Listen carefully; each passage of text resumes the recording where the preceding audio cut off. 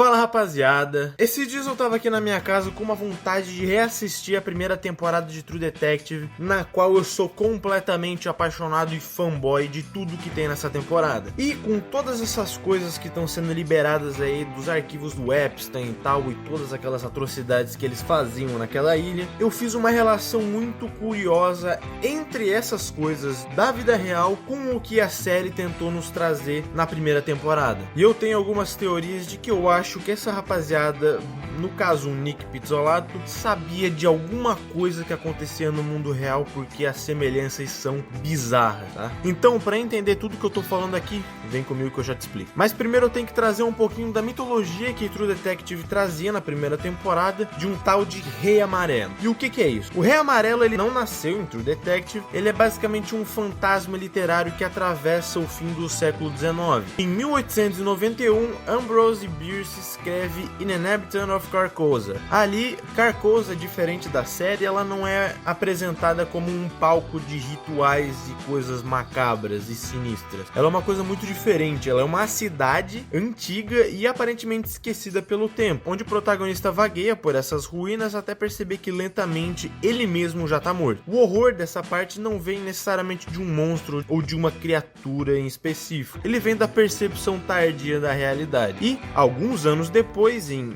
1895, Robert W. Chambers publica The King in Yellow, ou seja, o Rei Amarelo traduzindo para o Brasil. O Chambers pega o nome Carcosa e transforma num conceito muito mais perturbador do que ele era originalmente. Ele cria, dentro do universo do livro, uma peça chamada O Rei Amarelo. E essa peça ela é proibida para quem assiste, porque diz que quem lê o segundo ato enlouquece imediatamente. Mas não porque encontra um demônio explícito, mas porque descobre algo que não deveria ser compreendido. A peça sugere que a realidade não é o que parece, que o mundo visível é apenas uma camada superficial sobre algo muito maior e incompreensível. O Rei Amarelo, ele aparece aqui nessa história como uma figura ambígua, assim, sabe? Um rei, uma entidade cósmica, sei lá. E esse tipo de horror, ele iria influenciar posteriormente autores como H.P. Lovecraft, que hoje em dia é super aclamado, criando, assim, o dito cujo horror cósmico, que não depende necessariamente de um monstro atacando as pessoas. Ele vem de uma ideia de que a humanidade não entende o próprio universo e que talvez nunca devesse entender, algo que é além da compreensão humana. E só uma coisinha antes de continuar, se tu tá gostando do vídeo, deixa o like aqui pro Vim Gasolina, porque eu preparei uma coisa muito legal nesse vídeo. Eu levei um tempo pra produzir ele, então eu agradeceria muito se tu deixasse o like aqui. E caso tu não deixe o like, essa pessoa vai puxar teu pé de madrugada. Mas caso tu tenha deixado o like, é essa pessoa aí que vai aparecer, então fica a teu critério. E é aqui que a gente chega em 2014, quando o Nick Pizzolatto utiliza esse material em True Detective de maneira brilhante. Ele não adapta o Rei Amarelo como uma entidade literal, ele adapta o clima e a atmosfera que aquilo traz.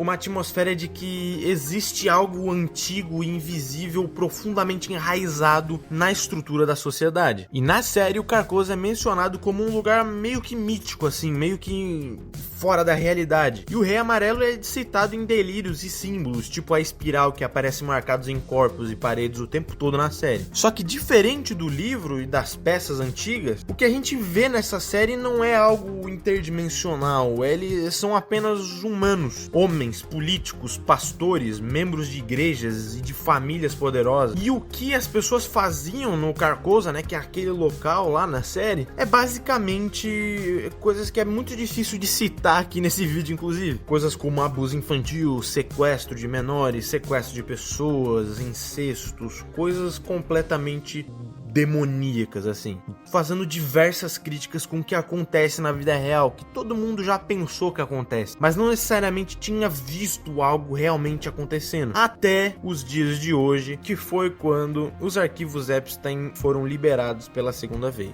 E o que a gente vê hoje em dia nesses arquivos do Jeffrey Epstein é que todo esse impacto não vem necessariamente só da gravidade dos crimes, que obviamente são hediondos, mas sim da escala global que isso atingiu. Chefes de estados, bilionários, acadêmicos renomados, celebridades, políticos poderosos, gente de toda a camada da elite estão nesses arquivos. Fora que existem muitos relatos nesses arquivos dizendo que o pessoal lá dentro praticava satanismo, praticava rituais de sacrifício de crianças, esse tipo de coisa. Eles comiam as entranhas. Existem muitos e muitos relatos de vítimas e pessoas que trabalhavam nessa ilha, relatando coisas completamente perturbadoras que aconteciam nessa ilha. Coisa que a gente pode ver muito em True Detective. A gente vê claramente um culto a uma entidade poderosa, demoníaca, sei lá, algo muito além da nossa compreensão. Só que o mais bizarro de tudo é que na vida real é muito pior, é muito maior, a escala é muito mais preocupante do que acontecia na série. E é isso que me deixou muito intrigado desde quando eu comecei a fazer essas analogias. E a gente vê muito também na série documentos desaparecendo, nomes sendo abafados, investigações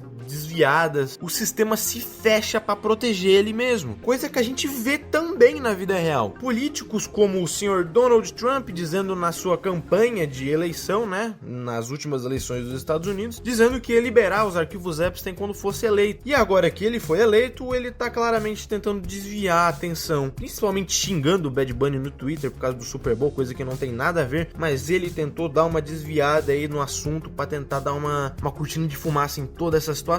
Inclusive vários arquivos e mais páginas e nomes sendo completamente censurados na nossa cara. Ou seja, o negócio é muito pior do que a gente pensava. Ou seja, a gente vê claramente isso na nossa cara, tá descarado tudo que tá acontecendo, que as pessoas envolvidas estão sendo protegidas e nada acontece. Coisa que a gente vê também no final de True Detective, quando o Marty vai visitar o Rush no hospital depois de toda aquela treta no final, e ele fala: We didn't get them all. Yeah, and we ain't gonna get them all. That ain't what kind of world it is, but we got ours. I'm not supposed to be here. Yeah. Well, I'll come back by tomorrow, buddy. Bye. Don't ever change, man. Coisas que a gente claramente tá vendo na nossa cara hoje. E a gente sabe que tudo isso dos arquivos Epstein, no final das contas, infelizmente, na minha opinião, não vão dar em nada. Eu acho que toda essa galera que tá no poder, inclusive o Trump, vai continuar no poder e possivelmente se reeleger, o que é muito preocupante. E a gente vê também na série conexões de políticos de todos os lugares diferentes. E o que a gente vê também nos arquivos Epstein, inclusive tendo conexões com o Lula e o Bolsonaro. Ou seja, você aí que é cadela de político, por favor, pare de ser cadela de político, porque olha só o que a gente encontrou. É uma parada que não tem fim, sabe? Eu não sei nem como contar essas coisas pra você, porque é um negócio que não tem fim. Fora que eu acho que também tem muitos arquivos que ainda devem ser liberados, que os caras devem estar escondendo muita coisa. E no fundo, o que conecta o Rei Amarelo, o True Detective e o caso do Epstein é uma ansiedade cultural recorrente, o medo de que existe uma camada superior da sociedade onde as regras são diferentes, onde a moral pública não se aplica, onde o poder opera sem limites. E o Carcosa, então, ele deixa de ser um cenário fictício, ele se torna basicamente uma metáfora, um símbolo do que acontece na vida real, onde os nomes mais respeitáveis do mundo podem se esconder nas sombras. E talvez o aspecto mais perturbador seja que justamente em True Detective e na vida real, não há possibilidade de confrontar esse tipo de coisa. Não existe uma pessoa só que a gente deve prender, deve combater. É um sistema complexo com interesses e opacidade institucional. O horror cósmico dizia que o universo é indiferente, e já o horror moderno sugere que o sistema pode ser.